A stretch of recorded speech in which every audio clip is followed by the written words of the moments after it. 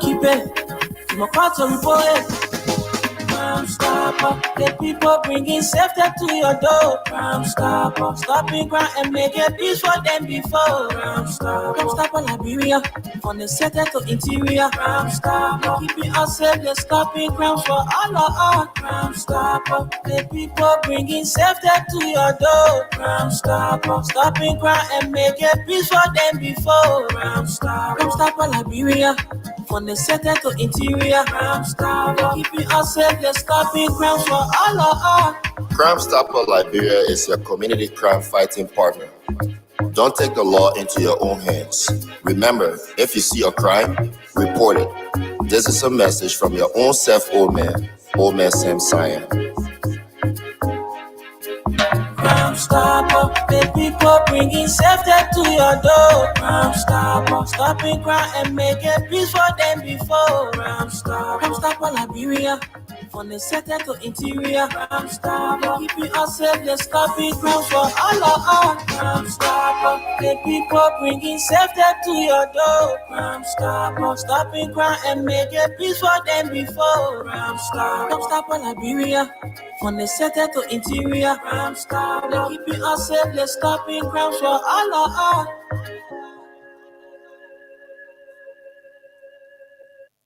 Okay, thank you so much. We're back.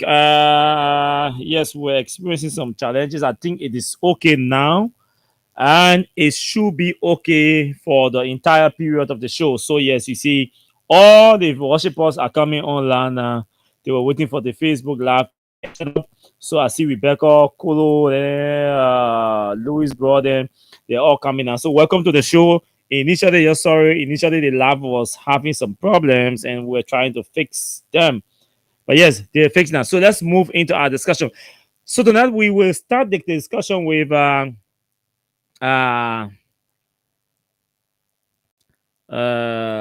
these. Let's firstly get the response from Councillor Kofa. That's how I like to start the conversation tonight. Let's hear from Councillor Kofa after the Supreme Court ruling. So, in a resilient and good people. Hold on, let me play from the beginning. To Almighty God, in genuine respect and love for our country, endowed in a resilient and good people. Today, the Supreme Court of Liberia reaffirmed and upheld the rule of law in what has been termed the legislative impasse. As we have pledged, the ruling of the court will be our last bus stop, and the court has ruled, effectively recognizing that our leadership holds the constitutional mandate of the first branch of government, and we welcome that ruling. We are truly grateful to God who has given us the strength over the past 6 months to endure the endurable and suffer the insufferable. To my colleagues who have stood up for the rule of law at great peril to their political and financial lives, my sincere salute. Societies become great when ordinary men and women rise up to do extraordinary things. Today you walk into history with the wind at your back and the thanks of a grateful nation. To the hundreds of thousands of Liberians here and around the world who on bended knees prayed with us, texted a word of encouragement, held us up lest we fall, and believed in us, we are truly grateful.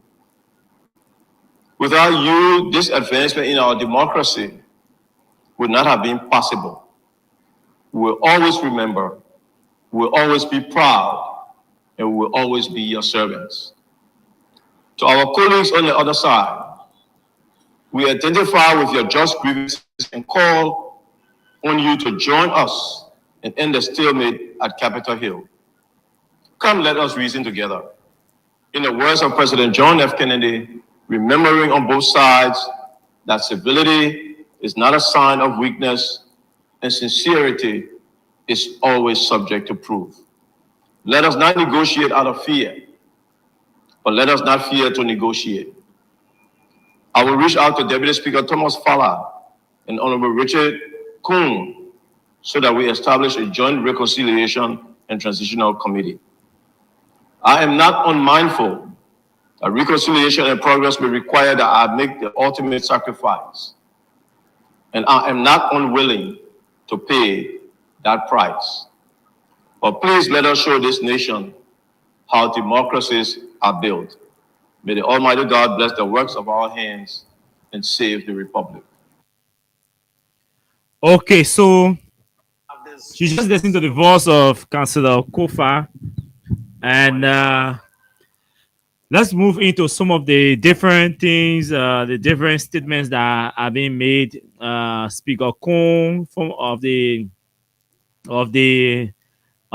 self-styled majority bloc, who purported himself to be Speaker of the self-styled majority bloc, has also issued a statement reacting to the Supreme Court ruling, which we should read. So let me get it. And then I've just received a statement also. The leadership of the PA has just also forwarded me a statement that they have just issued, which we are also going to highlight here on the show. So these statements are important over our opinions for now. So let's get them. This is the official statement from Speaker Kong. Let me see whether I can place it in portrait and then have it rotated to so we can zoom it for clearer view. Yeah, I think this should be okay. Now, statement of the leadership of the House, blah, blah, blah, blah, blah. So let's move straight into it because we do not have time as our friend, because myself, I won't talk to.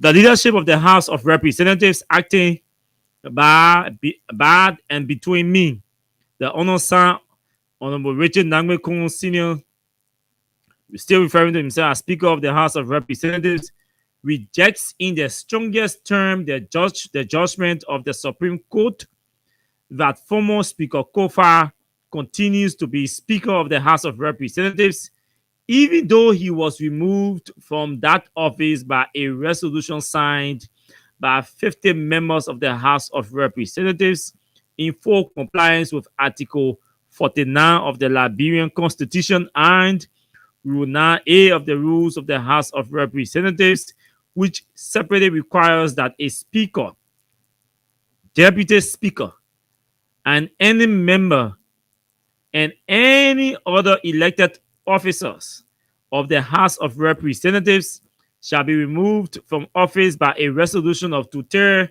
of the entire membership of the House of Representatives, which is 49 of the 73 members of the House of Representatives. It should be recalled that Honorable Kofa was removed from the office of Speaker of the House of Representatives for reason of corruption, conflict of interest, and mismanagement, which are prohibited by Article 90 of the Constitution and Rules 44 and 45 of the House of Representatives, and he was granted due process consistent with the 2007 opinion of the Supreme Court in the case Snow versus House of Representatives. It should also be recalled that no member of the House of Representatives who signed the resolution for the removal of Honorable Kofa from the office of Speaker of the House of Representatives ever filed a motion for reconsideration of that decision, as is provided. Yes, I got it, Mr. President. As is provided by the rule of law, by the Rule 17.4A of the Rules of the House. As such, this resolution shall remain part of the records of the House of Representatives, and no opinion or judgment. Let me switch. Okay. Let me switch. No opinion or judgment. Okay, let me go.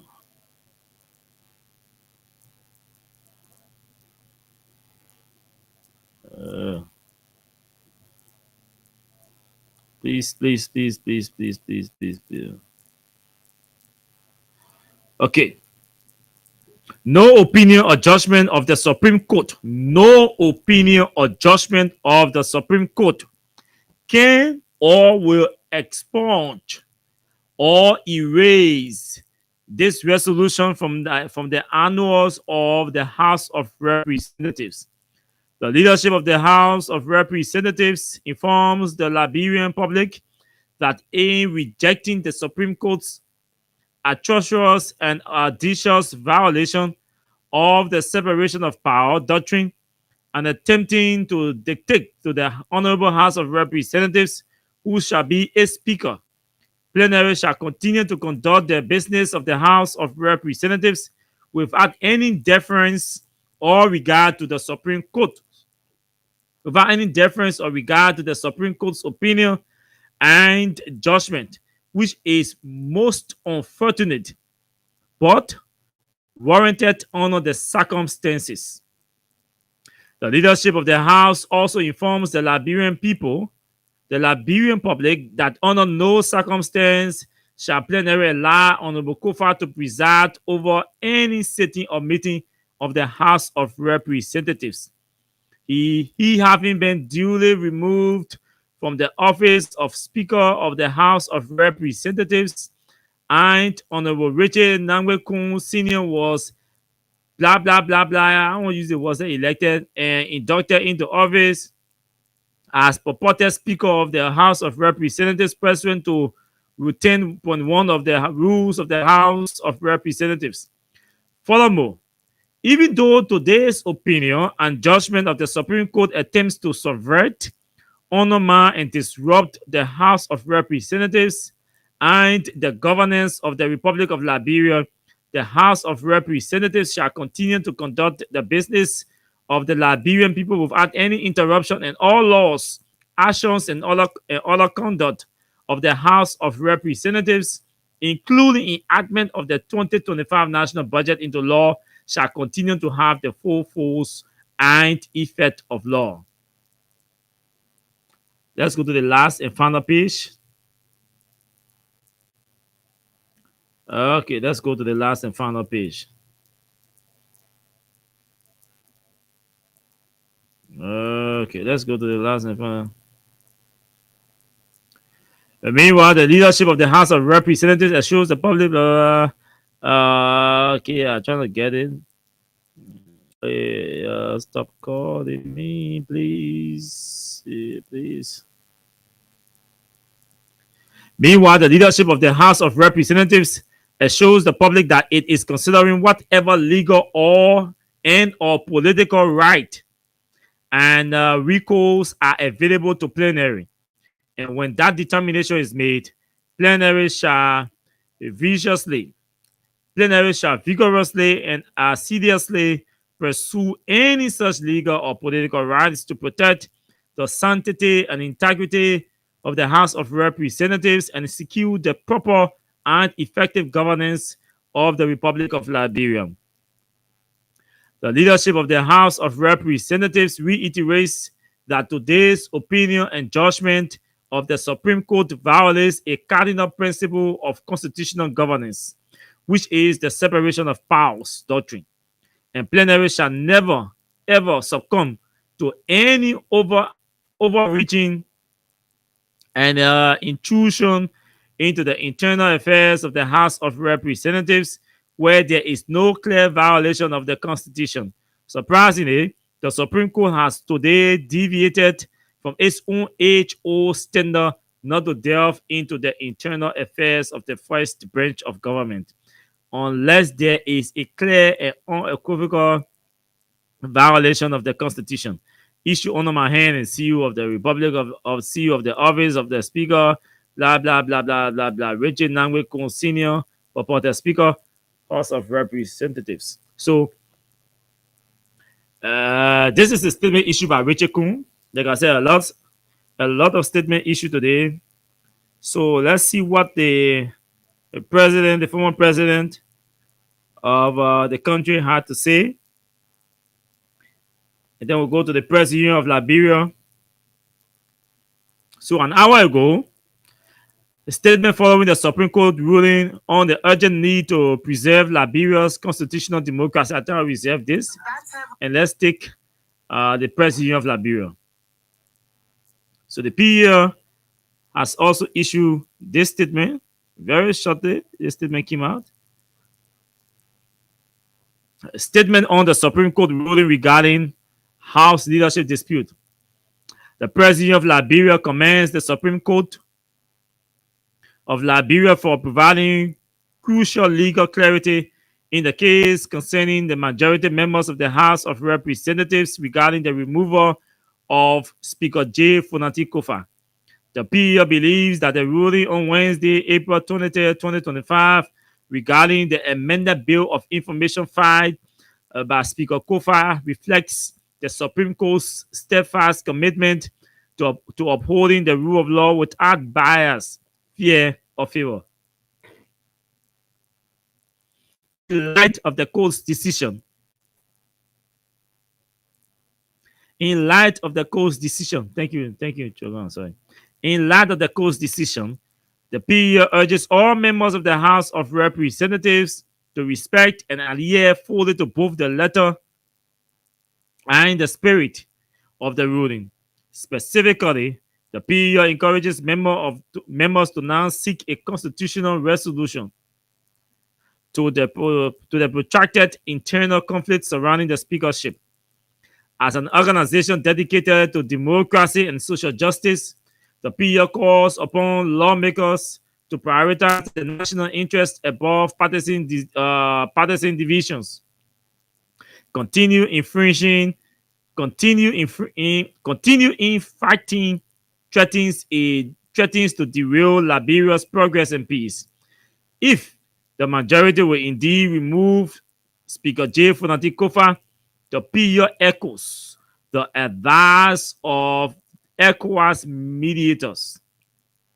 The process, unquote, the process must follow the appropriate constitutional procedures, unquote, rather than perpetrating a cycle of contention and authoritarian behavior. The PEL urges members of the House to act with integrity and a profound sense of national responsibility.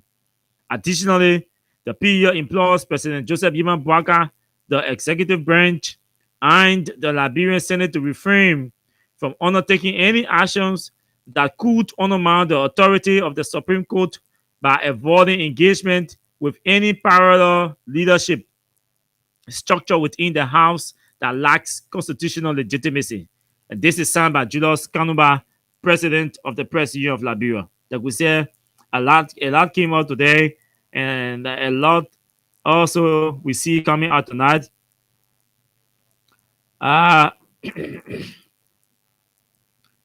So on today, my good friend Mo Ali did a post, and this was what he posted. What got me attracted is that Patrick Mbayo has reacted. So Mo posted, he said, when the Supreme Court hands down a ruling that is not enforceable, the court has undermined its own authority. Honorable Rachel Kuhn remains the speaker. Let the Supreme Court go organize majority for their own speaker. Let me go back to enjoying Manimba. And then Patrick Mbayo, former student leader at the University of Liberia, writes, he says, Mo Ali, this write-up is very disrespectful and it amounts to a brazen mockery of our democratic system. For a sitting official in the executive branch to publicly denigrate the highest court of the land is nothing short of contemptuous and reckless. This is not a mere personal opinion. It is an affront to the rule of law, a disregard for the principle of separation of powers, and a direct challenge to the integrity of our constitutional order. In any functional democracy, Judicial independence is sacrosanct. The courts, especially the Supreme Court, must be accorded the utmost respect and deference, not just by ordinary citizens, but by those entrusted with public office. When senior officials like you undermine the judiciary, it erodes public confidence and invites lawlessness, which could potentially destabilize the very foundation of our democratic governance. It is a travesty that someone so high ranking would display such disregard for institutional checks and balances of our governance system. Government officials are not above the law. They are obligated to submit to judicial authority, not scorn it. Accountability begins with those in power. And then let's go to former Senator John Ballard, and then Senator Augustine Che, and then we come to play what Darius Dillon, Senator Dillon had to say, and then we conclude with President Weah's statement.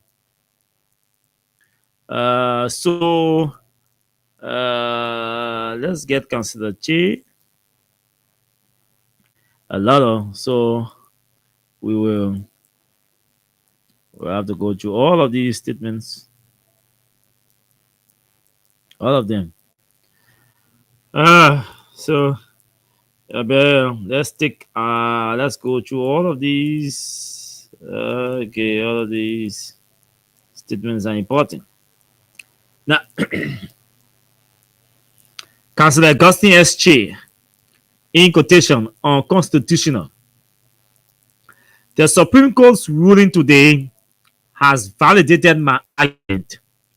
Everything done by the so-called majority bloc is unconstitutional. All actions taken by the executive and the Senate in respect of the House's crisis are unconstitutional. Justice Minister Toyer's interpretation of the Supreme Court's first ruling in this matter in his advisory opinion was inaccurate. The Apex Court has spoken explicitly and unequivocally. Let all obey. That's why the way of the law. That's the way of the law. The law is the law. Case closed. Let's put all the unnecessary distractions behind us and forward march with the serious task of governance and nation and state building. Kudos to the Supreme Court. Don't mind that other tabata. Okay, and then so John Ballard, Senator Ballard. Wait, man. Let me try to go through all these things.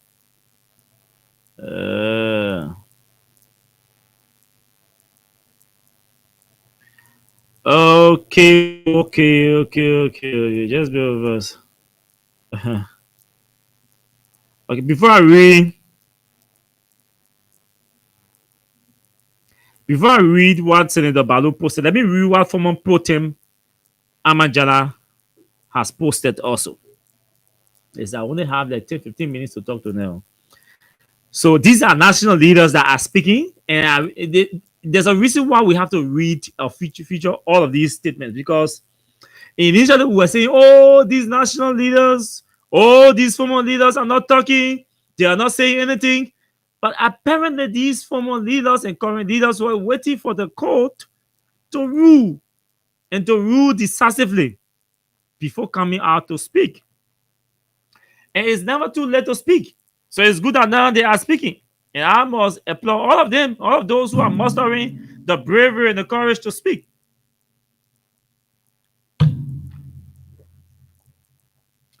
Now, former Senate Pro Tempore Ahmad Jala writes, he's also a lawyer. And it's captured majority bloc setback on the COFA Bill of Information. Time to let Liberia move forward. In the aftermath of the by-election results in Lima County, The majority bloc faced a judicial and political setback as the Bill of Information filed by Speaker J. Fonadi Kofa's minority bloc was sustained. This outcome, while disappointing to some, serves as a constitutional reaffirmation of the current balance of power in the legislature. The move to challenge or clarify legislative proceedings via the bill was in itself a sign of political engagement, but the result underscores a broader message. Liberia must move forward beyond courtroom wrangling and political maneuvering. While the UPs win one, lose one. Unquote. While the UPs win one, lose one. Unquote. So the win one, lose one is why it's in quotation. While the UPs win one, lose one outcome reflects both opportunity and challenge. The political temperature must now cool. It's time for national cohesion, economic focus, and institutional strengthening, not continued political contestation. The ruling marks a moment for reflection, not retribution, and a chance for the opposition and ruling blocs elect to focus on governance, service delivery, and national healing. Let Liberia move on void of distraction and full of purpose. This is what former Protem Amajala has written. So let's see. Let's conclude with let's John Balut has written this. So this is what he wrote. Okay. Very short. He says, 5 hours ago, he said, congratulations to the Supreme Court for being unambiguous in upholding the Constitution. Now, everyone else is expected to follow suit. The Senate, the majority bloc, and the Justice Minister should now publicly acknowledge acceptance of the ruling, and the executive should immediately proceed with executing the ruling of the Supreme Court. When all of that is done, the government should conduct a forensic audit of the legislature. John A. Balut, former senator, I think he's now ambassador to somewhere in Kuwait or somewhere.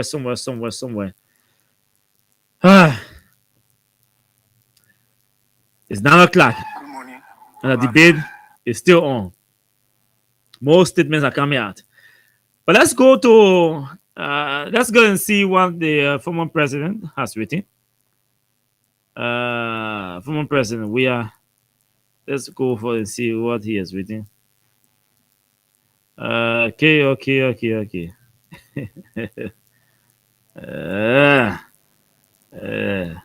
So the former president wrote this.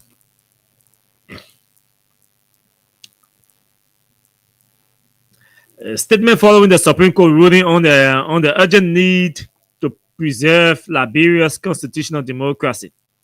Fellow Liberians, today the Supreme Court of Liberia issued a landmark opinion regarding the Bill of Information filed by the Honorable Speaker of the House of Representatives, Councillor J. Fonadi Kofa, and some members of the House. The court decisively declared that the actions of the so-called majority bloc in the House are unconstitutional and illegal. It reaffirmed that Speaker J. Fonadi Kofa remains the legitimate and constitutional Speaker of the House of Representatives of the Republic. This ruling is not merely a legal decision. It is a crucial affirmation of the rule of law and the constitutional order that underpins our democracy. Let me be unequivocal.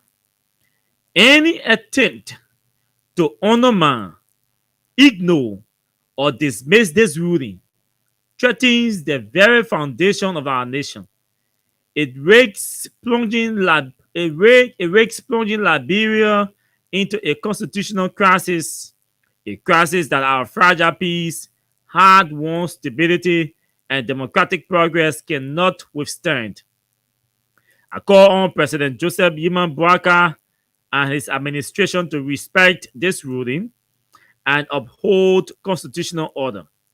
Ignoring or rejecting the authority of the judiciary undermines the sovereignty of our constitution and endangers our collective peace and with dire consequences.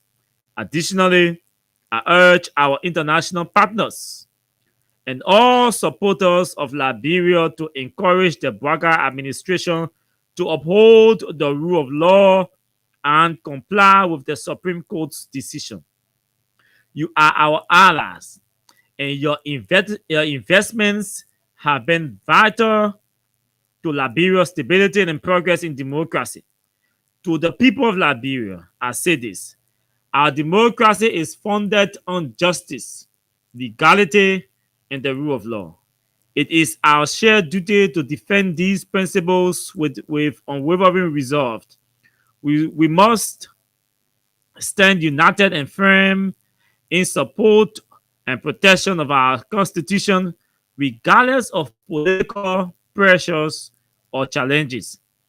Our future depends on our collective commitment to uphold these sacred values. Liberia's strength lies in our adherence to justice and our respect for the rule of law. As we face this critical moment, let me reaffirm our dedication to building a peaceful, stable, and prosperous Liberia, one that remains a beacon of democracy, and hope in the region. May God continues may God continue to bless Liberia and guide us all in this crucial time. His Excellency George Manneh, we are seeing former president of Liberia. A very short audio. Very short audio that I want to play from the Senate, the House's committee, the Senate's committee chair on foreign affairs, Abraham Darius Dillon.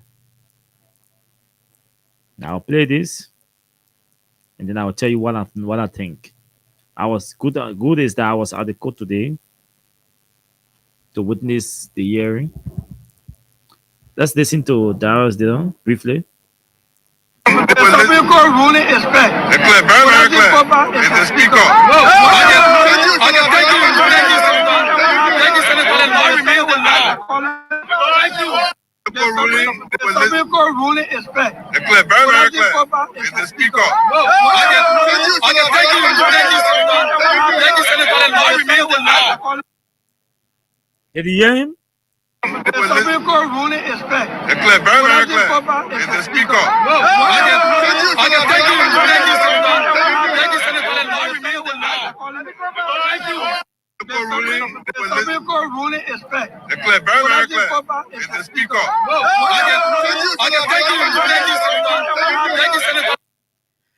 Thank you. Let me join the cheering crowd to say thank you, Senator. You see, fellow Liberians, Liberia is in a critical need for integrity.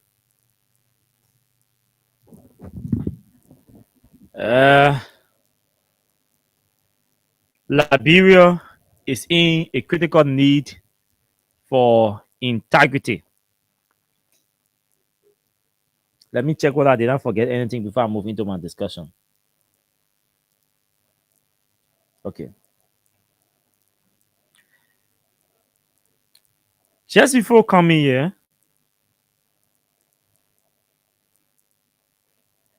I see a lot of people running around with screenshots informing Liberians that the Department of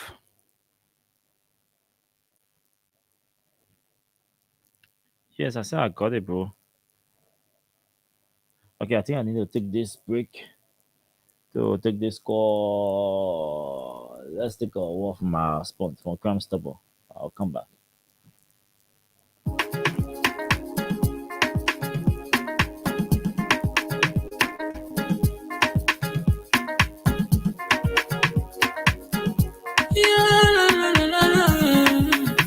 It's about musical. There are crimes in many places, in every community, you can see. So if you see crime, report it. Don't take law in your hand, call the real authority. Then it can't take care of it. Crime Stopper here for us, bringing safety to your door. Whether you rich or you poor, if you see a you must talk it. I mean you check. You wait for your safety. If you see it, don't keep it. You must call to report it. Crime Stopper, the people bringing safety to your door. Crime Stopper, stopping crime and making peace for them before. Crime Stopper, Liberia, from the center to interior. Crime Stopper, keeping us safe, they're stopping crimes for all of us. Crime Stopper, the people bringing safety to your door. Crime Stopper, stopping crime and making peace for them before. Crime Stopper, Liberia, from the center to interior. Crime Stopper, keeping us safe, they're stopping crimes for all of us. Crime Stopper Liberia is your community crime fighting partner. Don't take the law into your own hands. Remember, if you see a crime, report it. This is a message from your own self, Old Man Sam Cyan. Crime Stopper, the people bringing safety to your door. Crime Stopper, stopping crime and making peace for them before. Crime Stopper, Liberia, from the center to interior. Crime Stopper, keeping us safe, they're stopping crime for. So, when you're on radio, there are emergencies that you have to cater to or attend to at times, especially when you those who do political shows. So, just prior to coming on the radio, people were sharing screenshots of the U.S. government, Department of Economic, Department of Government Efficiency, and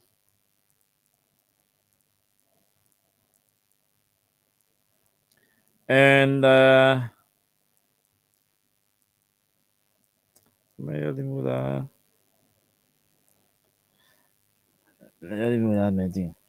And the reason why they were running with the latest decision from the U.S. Department of Government Efficiency is that they are announcing the shutting down of foreign aid to the Mediterranean Challenge Corporation, the MCC,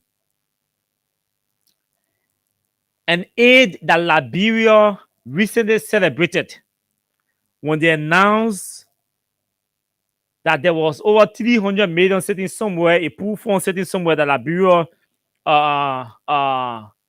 it was qualified to apply for some of that money to expand electricity grid in our country.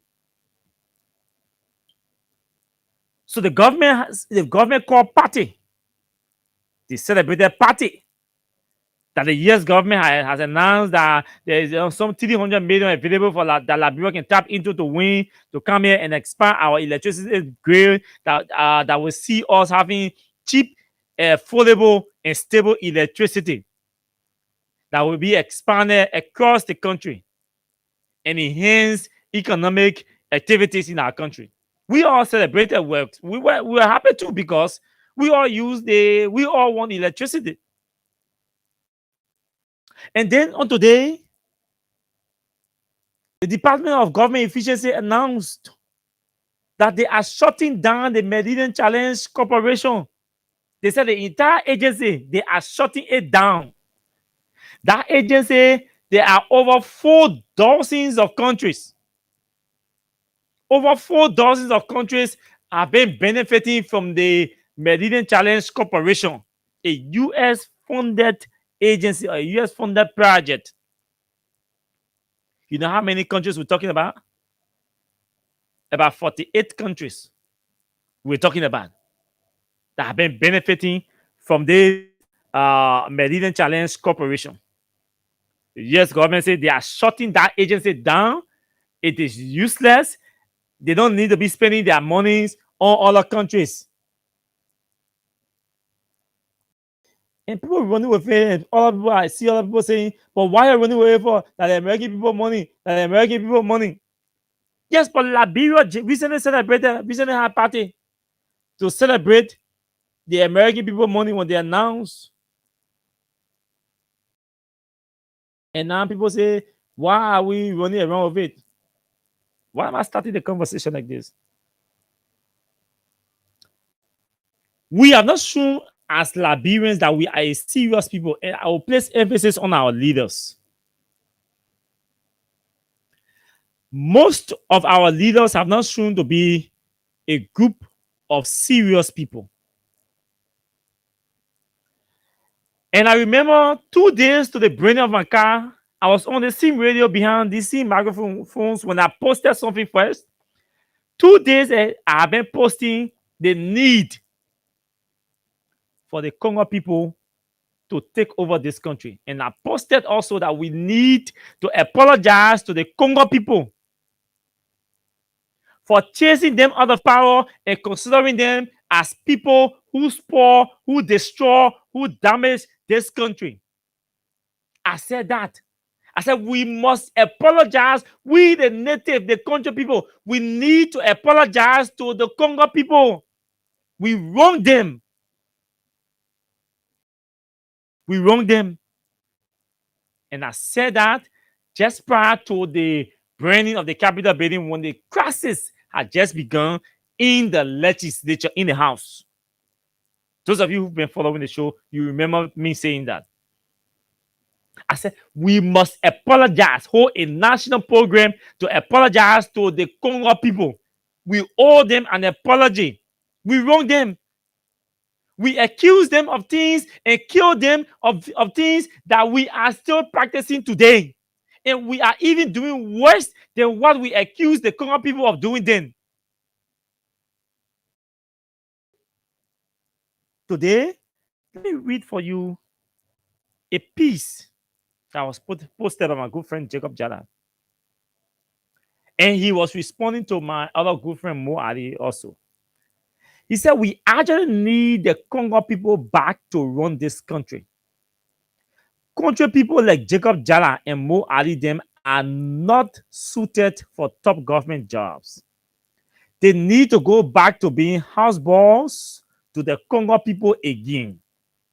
I cannot imagine in my wildest imagination a cabinet member in the Tottenham government causing up the highest court in the land like this. More Ali them have gotten drunk with power in the poorest country in the world, the football reading and Bozu. This is what Jacob Jala wrote. Now, Article 2 of the Liberian Constitution that is embedded, that is deeply rooted in the 1986 Constitution of our country is clear.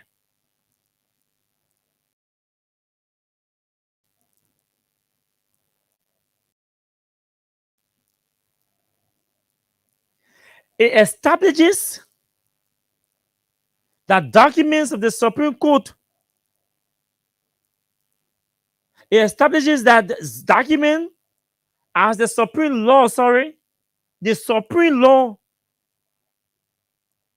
of the Republic of Liberia, Article 2, the Constitution is the supreme, the only document in this country that is the supreme law of the Republic of Liberia.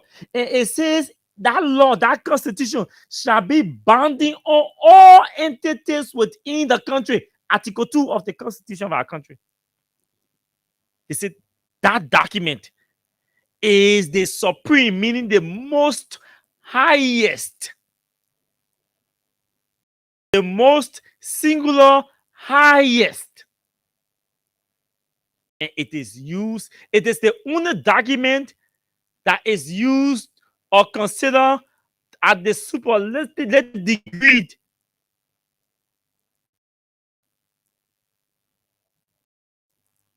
say that is the most highest used in the superlative form to describe or to indicate that no document, including the one that Rachel Kuhn wrote today, the press release that Rachel Kuhn wrote today, no document is higher than the Constitution of our country. That very Constitution of our country gave the Supreme Court the authority. Hey man, don't wait coming up there when people going live. Wait.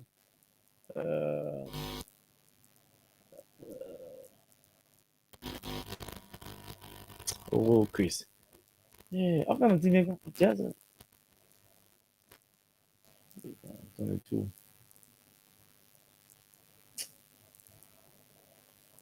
Yeah, bear with me. The computer talking about shutting down here and upgrading, all kind of thing. So I'm trying to let me call it off. Okay, Chris, you know the rest tomorrow. Okay, so the very constitution gives the Supreme Court the authority to hear all matters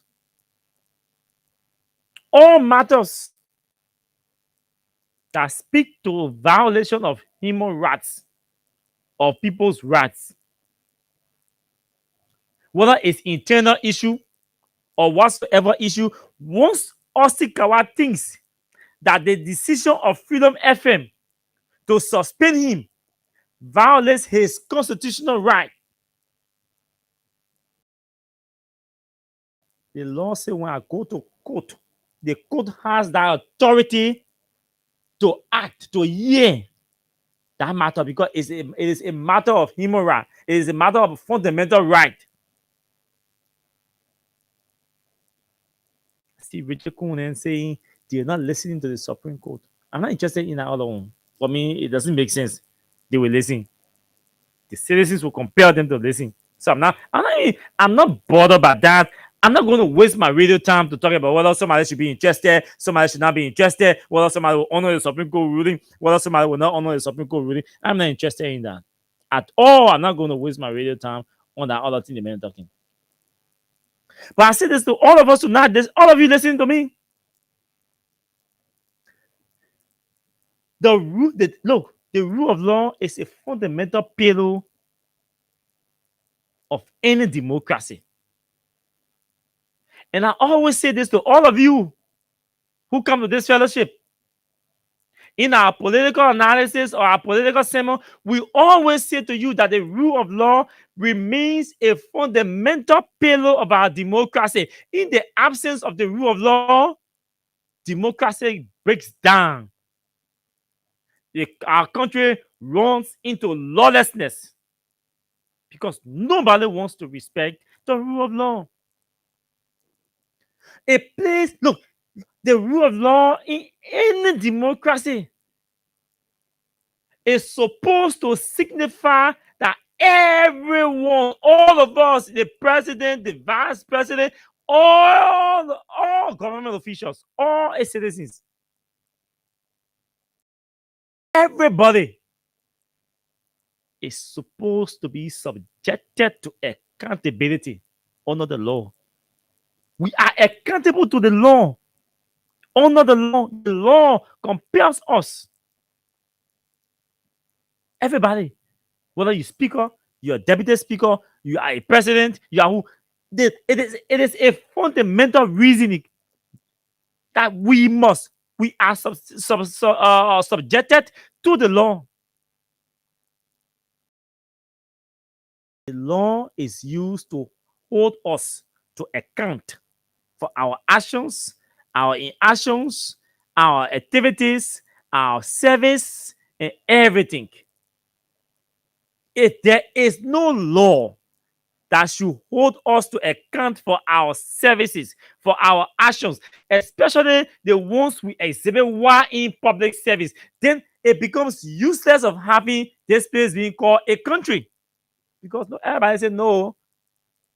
You can get the doctrine of check and balance, they're buried.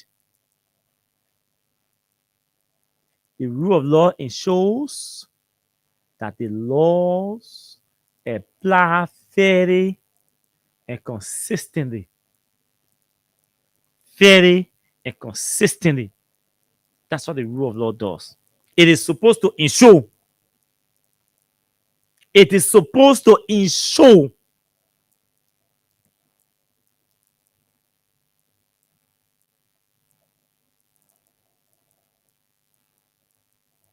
that citizens' rights are protected, that citizens' freedoms are respected, and the laws are made to prevent arbitrary actions like the one that Roger Coonan took in the house. He just jumped on one day. He said, Fonati, you now speaker. Safoko, you are suspended. Desi Sibo, you are no more chairman for the Houses Committee on Ways and Means. Ernest Noah, you are no more chairman for the Committee on Commerce. Reverend Enos, you are hereby recalled, and Member Breeze, you are hereby recalled from the ECOWAS Parliament. Arbitrary actions. The essence of the rule of law is to ensure that the arbitrary actions are abolished or prevented or avoided. That's what the law is supposed to ensure. That we avoid taking arbitrary action. We avoid using arbitrary power to calm down on people, on people with dissenting opinions. There's no way in the law that says, because I do not want you, I should just carelessly do it or recklessly do it or arbitrarily remove you. No. The law laid down procedures. It said we must follow. But you see, essentially, let's be frank, essentially the rule of law is reserved as a fundamental framework that ensures that a just and equitable society where no one is above the law. That framework requires that a society must exist. And in the existence of the society, no human being, not Joe Barker, not George Weah, not Ellis Cummings, nobody should be above that framework that establish laws and orders. Because when we move into a system or when we encourage a system that does not promote check and balance or that does not promote accountability and equity, you know what we're running into? We're running into chaos. That's why our laws mandate that all individuals, all institutions, including government entities, the legislature is not an exception. It is a mandate. The spirit of accountability and equity or equality, it is a mandate that all individuals, all institutions, all government officials, all government entities must be accountable under the law. No one making work and say, I will not abide by the Supreme Court ruling. Listen to that kind of illiteracy.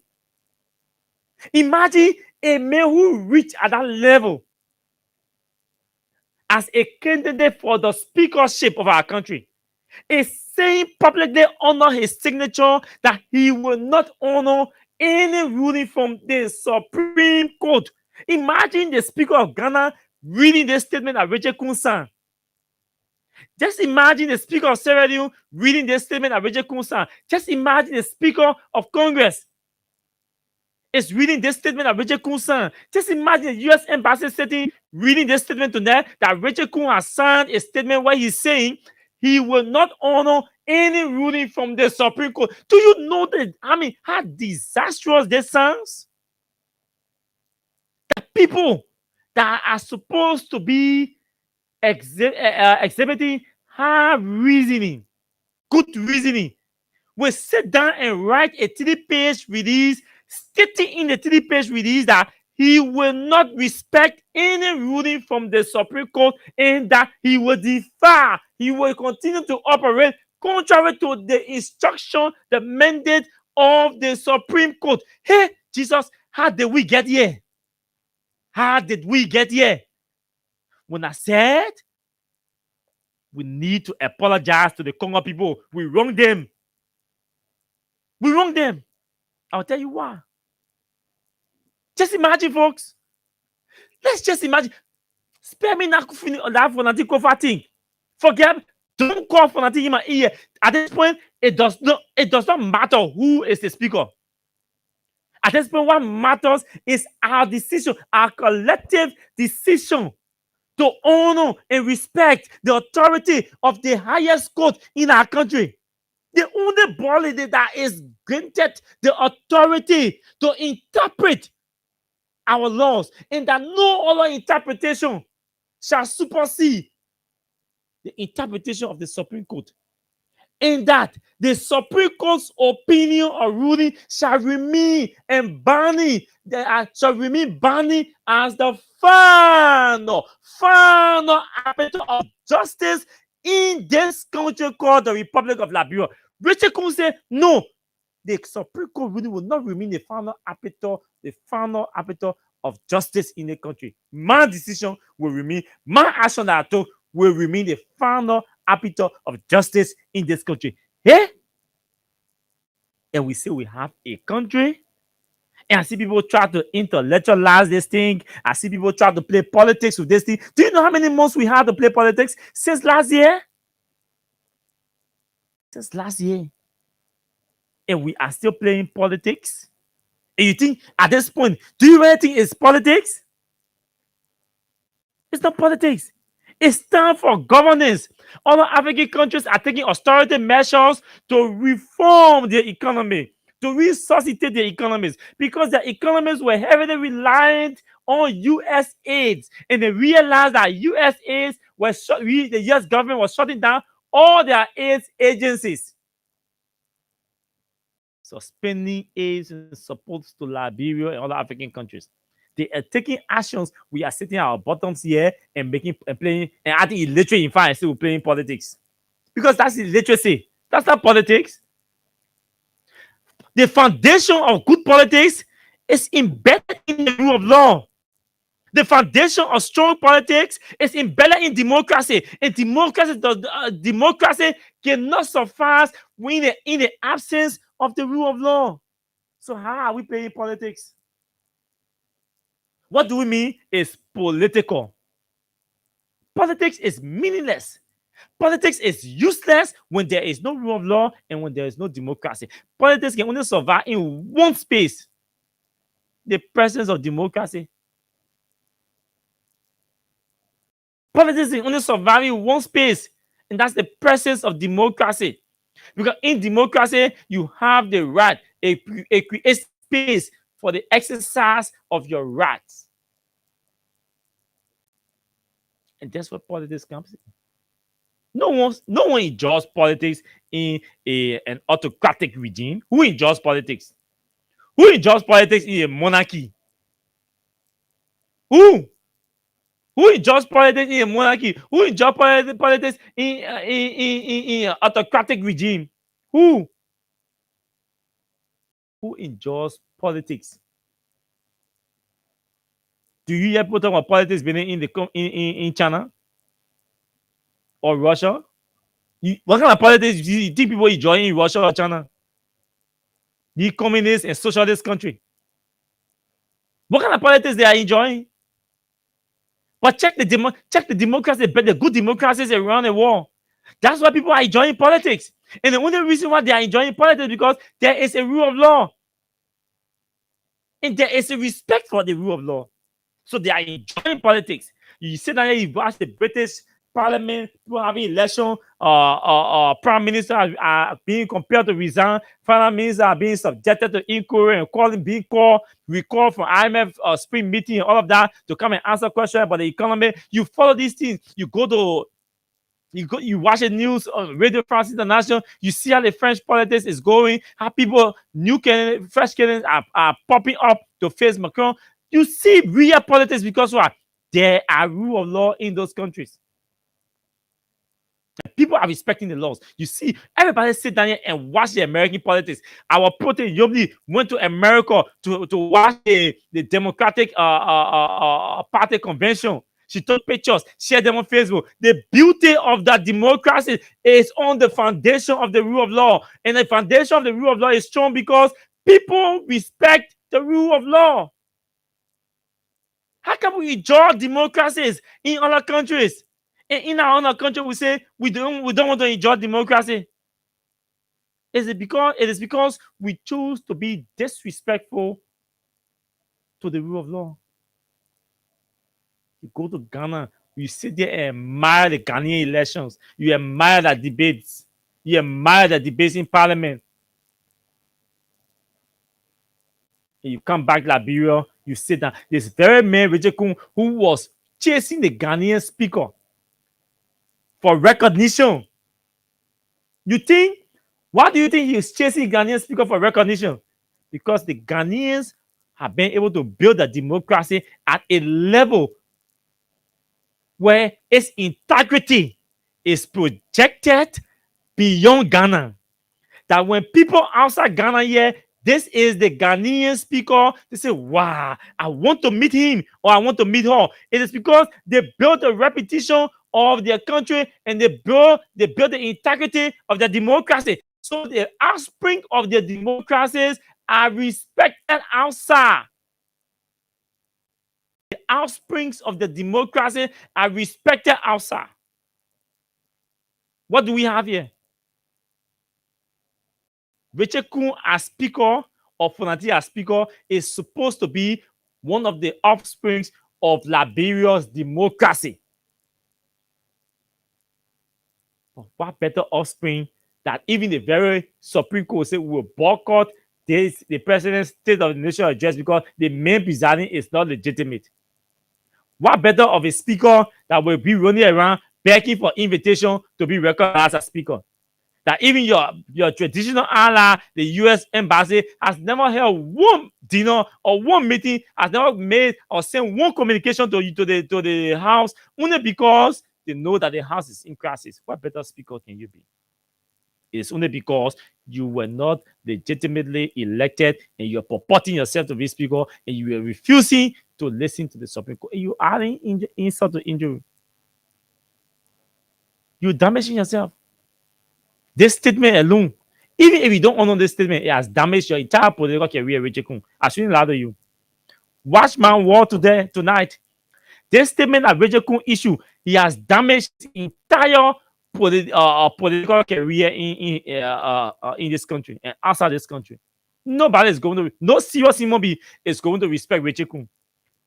Because even if you have reservation of the Supreme Court ruling, who comes publicly to say, I don't respect the Supreme Court ruling, I am not going to honor it? Who does that?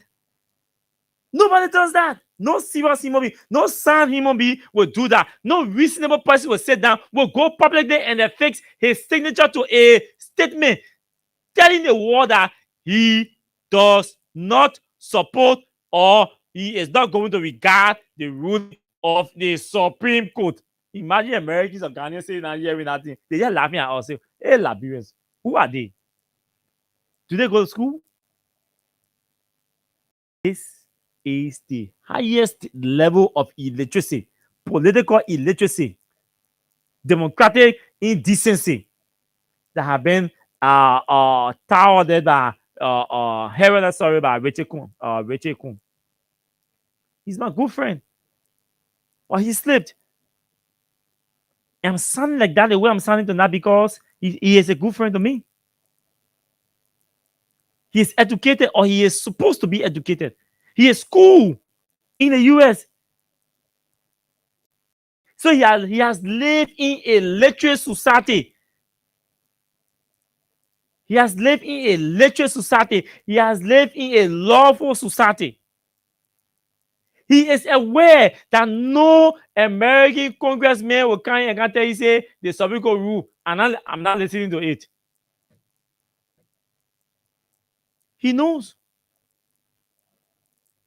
And he wants to be respected, and he sit there and allow those young boys to allow him to sign statement with his signature on it. That is already before the U.S. embassy. The U.S. government are reading, say, that man is supposed to be speaker, and he's telling you that Supreme Court has ruled. And he's telling you, the world, all of us, that he's not going to abide by the Supreme Court ruling. And you want us to do business with this man as speaker. And Mr. President, is this the man you want to be speaker? A man that will publicly sign a document to disrespect the Supreme Court? Mr. President, is this the man you want to be speaker? The president is in Ghana now. I'm very sure these are some of the issues that the ECOWAS heads of state will be discussing with Joe Baka. Is this the man you want to be speaker? A man that will sit down and write and sign and say, Supreme Court, to hell with you. I'm not respecting you. The Ghanaian president, the Ghanaian parliament had an issue with the speaker. They announced this removal of the speaker. The matter went to court. The matter went to court. You know what they did?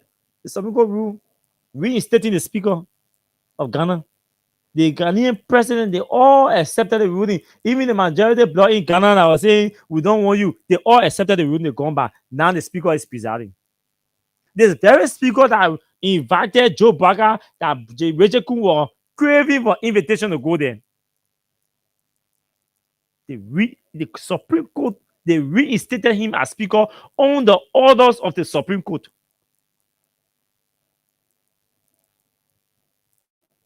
Here in Liberia, I don't know, man, say he's not going to honor it. He not even made statement that my man family going make this political statement in Capitol building while in session. Because the man knows that he cannot be here for anything. He say in plenary. So he went and said in plenary, in their own plenary.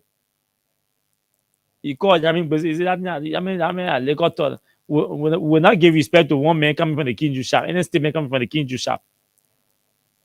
But to go ready, to go sit down and read press release and telling the world that I will not honor the ruling from the Supreme Court. Do you know the disaster you caused for this? And all of you, the government people, you all have to distance yourself from that statement. The government has to distance yourself from that statement. You have to disassociate yourself. In fact, you have to denounce that statement. We expect that by tomorrow, either the Ministry of Justice or the Minister of Information will be denouncing that statement. Because a disrespect to the Supreme Court from one branch is a disrespect to the executive branch of the government. Because that's where the head of state sits, in the executive. That's where the head of state sits. He sits in the executive. And this man has been doing business with y'all. This man is writing, telling the Supreme Court to hell with your opinion. I will not regard it.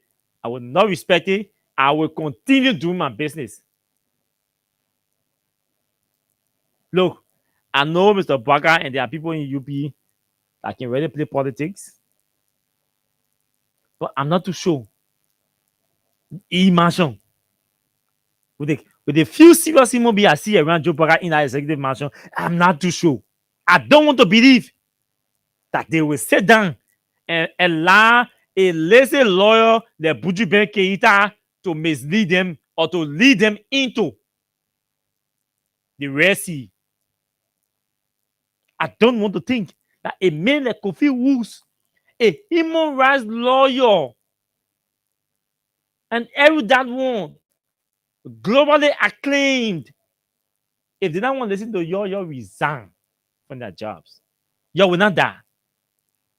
But I think I'm hearing that Kofi Woods and how you calling the Minister of State are on one side calling on the president and the government to honor the decision from the Supreme Court, while Buju Keita is on the other side telling the president saying, no, Mr. President, we can't do this thing here. And then I won't see who power this into. This is a test. And the war is watching. Don't think that only Liberian watching. The war is watching. That won't listen lawyer. Who are never in black guy in lab to stand before Supreme Court to argue. That he don't come and tell Joe Biden say, don't accept ruling from Supreme Court. Would you ban Keita? A Keita? A Kun?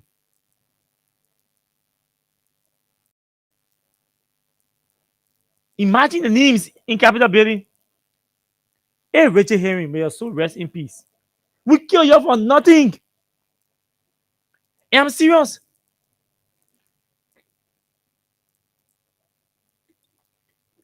Rachel Kun, Rachel Henrys. I'm beginning tonight. We kill you for no reason. We made your shame. They don't say, I made my man shame. We made our, look, don't mean it. All together, we made your shame, yeah? We shame our parents.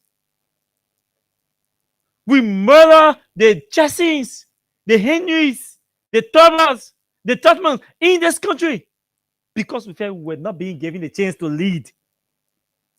We were not being given the opportunity to occupy key positions in government. Do you know how many years it's been? Do you know how many years it's been?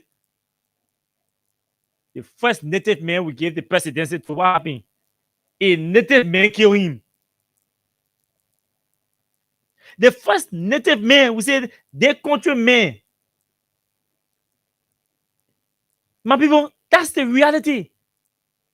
All of our join together, we say, yeah, we're going to stay in school, bro. We're going to kill Totmon. That end the whole Congo thing here in the country. To end the Congo thing, they're going to kill Totmon. We kill Totmon. The Congo thing now end. Totmon became president. What would they again? When you go, we want to Totmon again. Say, no, they make a Congo man. We don't want Congo people. They go for Totmon. We kill Totmon again. We say, we finish any Congo thing. Samuel Doe go there. Samuel Doe declare president. One election. Begin president. What happened? What happened? The Congo people say, no, we get a lot of things here. We're going back. We're going regroup to bring war in the country to remove Doe. Who hands the Congo people use? The Congo people use the hands of the natives, the country people. They use their hands to slaughter Samuel Doe, a Congo, a native man. Senator Prince Johnson, may his soul rest in peace. And the country people kill the Congo people in a more decent way. Somebody say there's no decent death, but yeah, in a more decent way. They may die quiet, okay, then quietly. What happened though? When the native man grab the other native man, say you will kill you into in Jamaica and say we'll kill you into segment.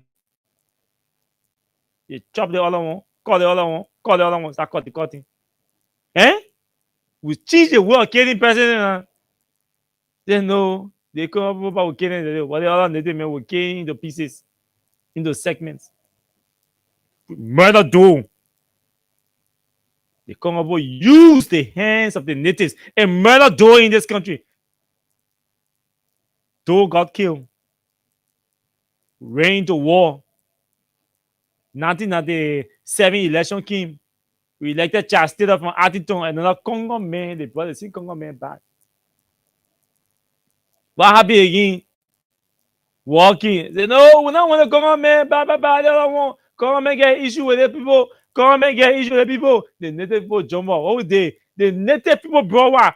Model. Because people who are issue with Taylor knew that the country people were still having issue with Taylor because Taylor is Congo man.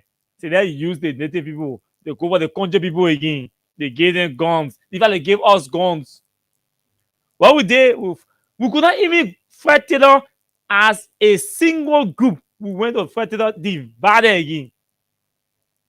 The Manigo said, no, they mean we can't buy it. No, we're going to bring model. The other for the side, he said, no, we can't buy it. We're going to bring Lord, so we're going to bring Lord.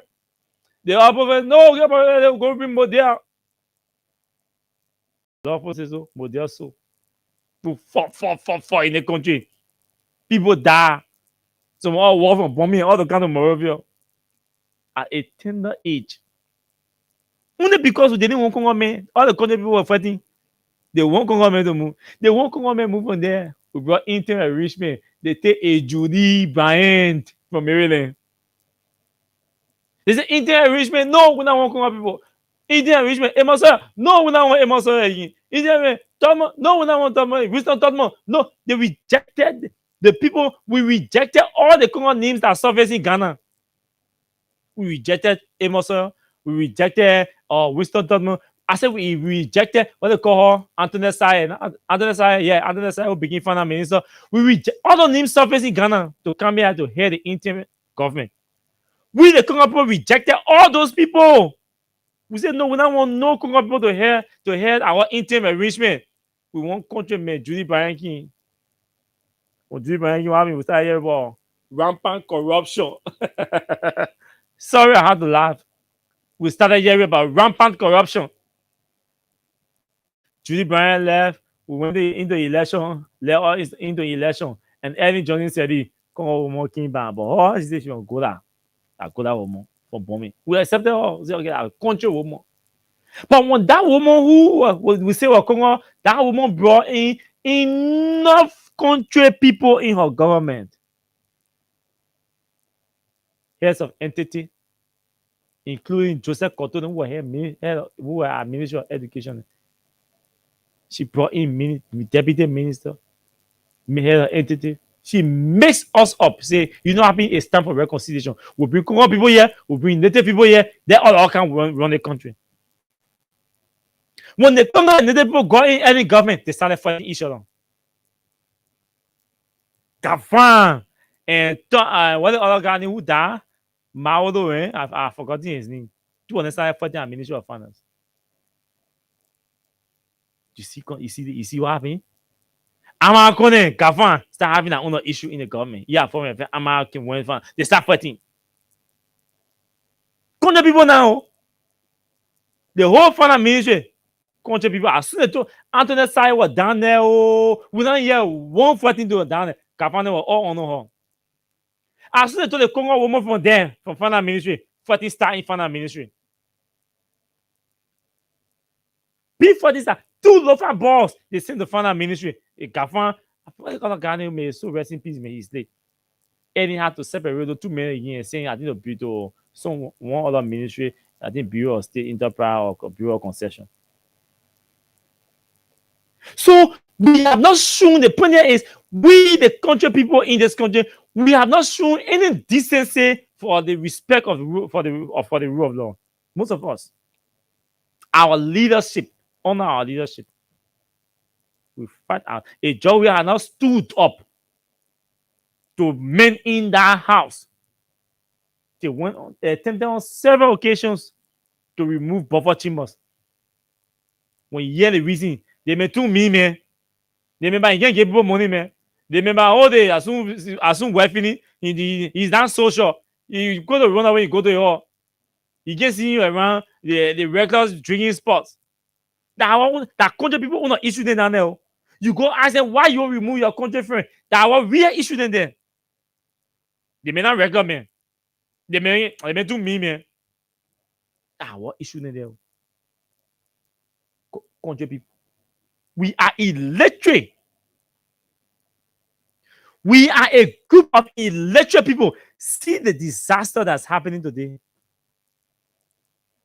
And I will say this to you. You want to get vexed? That's a business. But this is the fact. We owe the Congo people apology. We have not shown that we are a decent people.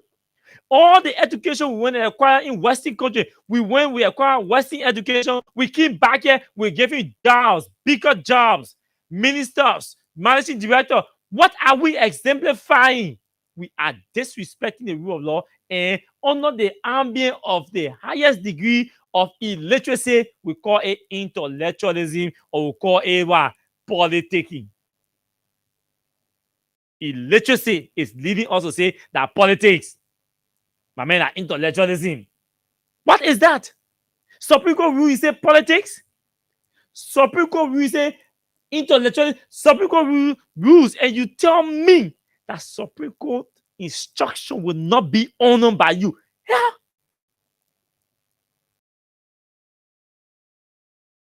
And I'll say this.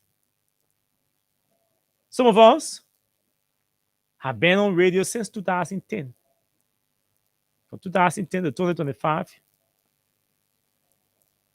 almost 15 years. So this is my 15th year on radio. We know a lot. We have seen a lot. We have heard a lot. We have done a lot. We have contributed a lot. If this government does not show leadership, and leadership means respecting and compelling all your people to respect the rule of law. It's easy. We don't need Rachel Kuhn to tell us, say, I will respect the rule of law. Do we really need him? That statement is useless. Rachel Kuhn did not have to issue a statement. When the Supreme Court, the responsibility of Rachel Kuhn is to make law. It's not a basis to implement, to tell whether he will implement what Supreme Court says. That's not a responsibility. It is the executive. The Supreme Court's responsibility is to interpret our laws. Rachel Kuhn's responsibility is to make our laws. The executive's responsibility is to implement or enforce our laws when they're made. So, Supreme Court rule, finish interpreting your action, say your action illegal, unconstitutional, and then restoring, declaring somebody as the legitimate authority to do business with the executive and the judiciary. Then you can't issue statement and say you will not honor it. That's the executive responsibility to say we will honor, will not honor. When the executive says we will not honor, then at least we can start talking. But what are we talking? Rachel Kuhn say you will not honor. That's Rachel Kuhn business. When the executive come back and invite Fernando over to your hall or to your office for a meeting and say, this is where we start, this is where we are, how do we begin? All of that. Kafan sit down here, foreign ministry people sitting here, central people sitting here. You we stole all these signatures that people took from here. We acted and the law say our action was in error. So we are returning to normal state. Then I hear somebody say, oh, but I say the people's action was illegal. Why you to pay? What kind of lazy argument is that? Why they to pay? Because the people passed the budget. Yes, the people passed the budget, and the executive, on the advice of the Minister of Justice, said, yeah, you can do business with these people. So they started doing business. At that moment, that violation was considered a legitimate operation by the executive until a case or a matter or a complaint was filed to the court. The fact that the court heard the complaint and said, hey, the action you took was illegal, so you return to status quo. It means where you were at then, you go back there. And all the action people have done, I never know far. That's where now you want to do political negotiation. Now you can go and do negotiation. You can do political negotiation with the authority of the law. Now that the law has been interpreted, declaring somebody legitimate and declaring somebody illegitimate, it's about time that Mr. Buchanan plays the political card now if he wants to be political.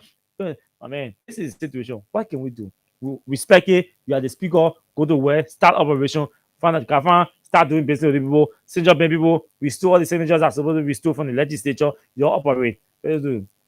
Just start operating. But you can negotiate. When the law has not been interpreted by the Supreme Court, you couldn't negotiate anything. So I don't even know why we're talking about Rachel Kuhn here today statement. That one, he partners. We handle that one. What is at stake here is the executive's willingness to come now and start to honor the instruction or the mandate of the Supreme Court. How? That thing Roger Coon doing, and all of them doing. When the executives start to do business honor the Supreme Court ruling, they will go to session. They will go to session. They will go to session just because they Mita still coming here with $200 million every year to this government. That agreement is still hanging. When we are looking for $200 million, we are chasing $300 million from the Mediterranean Challenge Corporation or their compact to expand electricity grid. Mita still is offering $200 million annually to your government. Just if you ratify their new mineral development agreement. Not just that, they're saying this ratification comes with additional 5,000 new jobs. 2,000 plus of them will be permanent employment, formal employment. And 2,800, around 900, almost 3,000 of them will be indirect employment, meaning companies hire, they hire other procurement contract or stationary people or catering people, indirect employments. All the different companies that will be hired by Metasti will also create 3,000 jobs in those informal under that arrangement. Totally 5,000 jobs. So 200 million annually, 5,000 new jobs in the space of at least 3 years, 5,000 new jobs, plus an increment in the corporate social responsibility, fund, the county development fund. Yeah, that's the county development fund increment to the 3 counties. This cannot happen in the absence of a stable legislature. So the people holding the agreement to the chest, they may choose to hold their agreement to the chest. Or their consultant may say, we can't operate right now because look at what's happening. Or the legal advisors to the government will say, Mr. President, we can't do anything now because we tell the people agreement, who do we carry to in this crisis? So let's hold on. We're holding on as if givings and people are doing a good, some good work from the bridge with the bridge to bridge project, all of that. We need more of these projects. 200 million to your budget. Waka will be able to attain at least 1 billion to attain a 1 billion budget target. And we are sitting joking.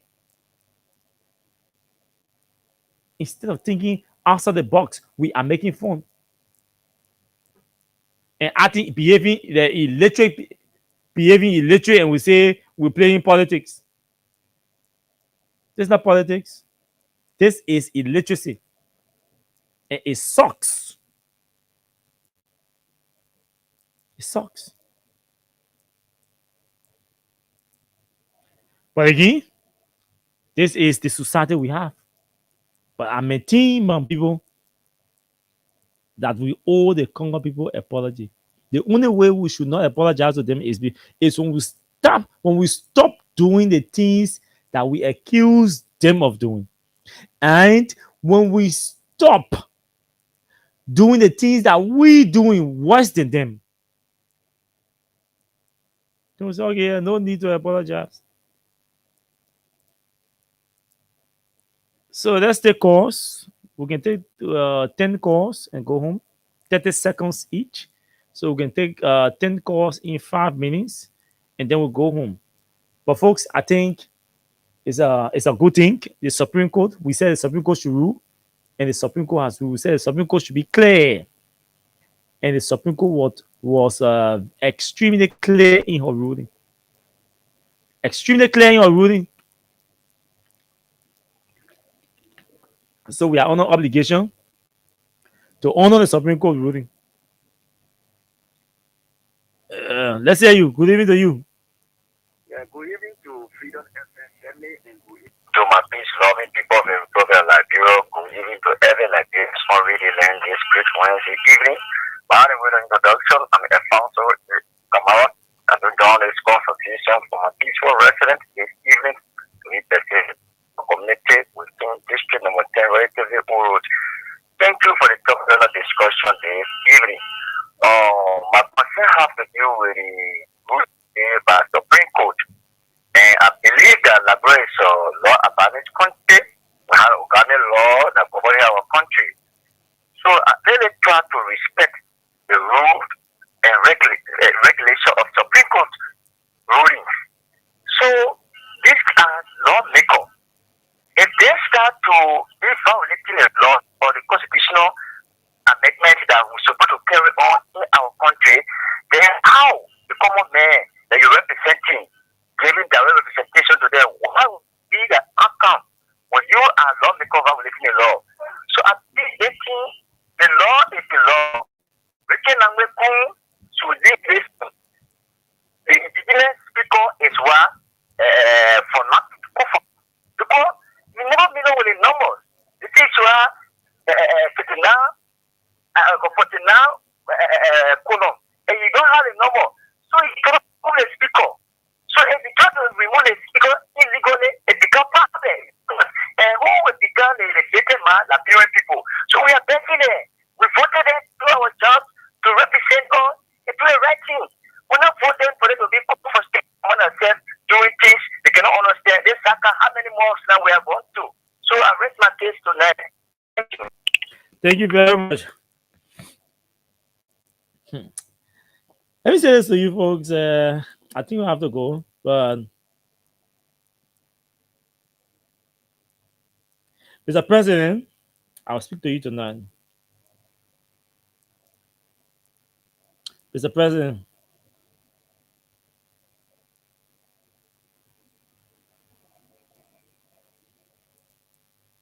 okay, this one just came in, so I was just about to talk about it, and then it came in. So for immediate, I don't know whether this is true, and I don't think I should read it until we get confirmation, because this is not on the official page. I'm seeing a statement here under the signature of Daniel Sando, who is the Deputy Minister for Information. Let me go to his page and see, or confirm on the radio before going. Let me go to his page and see whether it is true.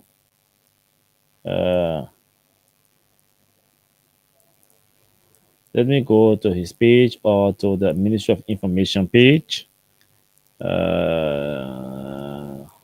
me see whether this is on the page of no. This is not on the page of the Deputy Minister, so I'm not going to read that. You see why it's so fast check before reading something. So there's a really circulating with Dana Sando's signature. I'm even tempted to call him, but let me just, once it's not on a page, I don't want to take it seriously. Yeah. So let me, sorry.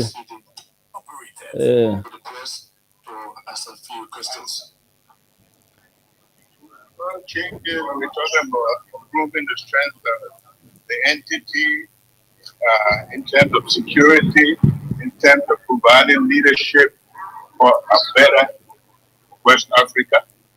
So changes will be as we go along and we see them necessary. The President, I'm Sylvester Truple, work for Spoon Network. While you were away, by-election was conducted in Lima County. Is there any message that you have for the people of Lima County? Thank God for a peaceful, successful election. The will of the people have been expressed. Thank God for that. Thank you very much. His Excellency, President, talking to them. You see how these guys stage manage. The president returns from Ghana, and this is for the 5 minutes ago. The president returns from Ghana. Two major issues in the country. The Supreme Court has issued a ruling, and they instructed the journalist, the stage manager interview, that they informed that the journalist would not ask the president about his opinion or his initial opinion on the ruling from the Supreme Court. So they asked him about some kind of thing in Godo in Ghana, and then he's talking about the by-election. And they exclude the ruling of the Supreme Court. Anyway, that's what they see. Maybe the president needs to be briefed by his Minister of Justice and his legal advisor and his Minister of State and then because the Minister of Foreign Affairs also has to brief him on the diplomatic implications based on what the Minister of Justice and legal advisor we advise the president. The Minister of Foreign Affairs will have to render an opinion to him, the president, from the diplomatic standpoint. I don't think this would be okay. I think this would be appropriate.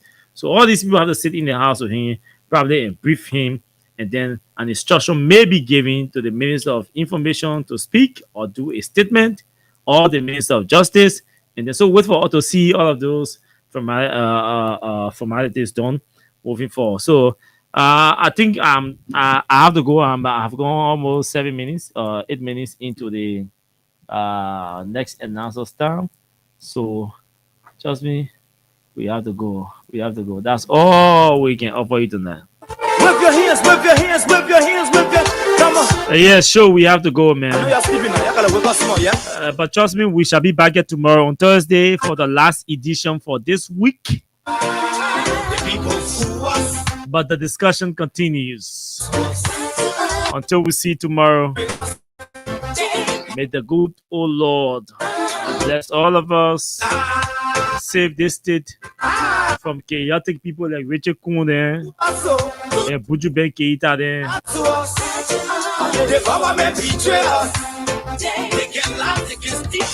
I will lead us into good governance. That led us to allow our damages. In Jesus' name we pray, amen. Which they preach indeed, and now you need to deceive us. The thing we saw, it frustrates us. So, why does you lie? Why